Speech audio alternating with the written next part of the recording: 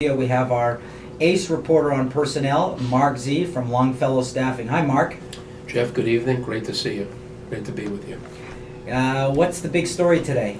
Well, the story I thought we'd share is because today, when you're doing business and employing people, it's not necessarily just within this region or this country, but also you're doing business with out of the country companies that have basis in this country, but it's controlled outside the country.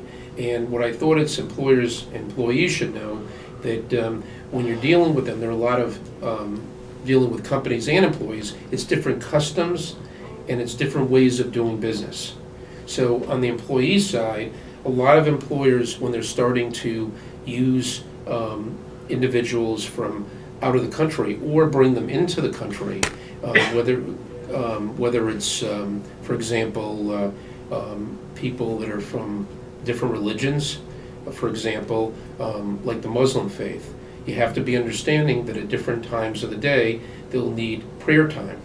Or even if it's not, quote, can be accommodated because of church and state, a lot of times if you want that pool, you have to make some arrangements close to the workplace. Secondly, some people that are very religious, Hasidic Jews, they may need a certain prayer time during the day, and especially in regions. And leave early on Fridays. Right, and leave early on Fridays. So you have to be understanding. It may not be, quote, legal or illegal, but you have to be understanding if you're expanding your... Well, again, it all depends on what the leader considers to be measuring productivity. If productivity is time, then I think that the company has an issue. I look at productivity as the output of goals and projects that have been set.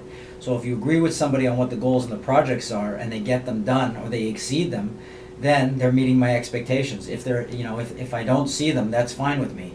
I just want to make sure that I'm managing productivity, not managing a clock. Correct, and I think that's what you have to be understanding about. So, for example, if you're going to employ people, if you have a factory or you have a business in Dubai, okay, you're going to employ people from all around the world, then what you have to do is you've got to, be understanding in terms of customs if you want to attract that group of people to the workplace. Same thing, if you are bringing in people from China or Japan, they have different customs there in terms of when work needs to be done, how to manage the employees, what the employees' expectations are, and what's realistic in terms of goals.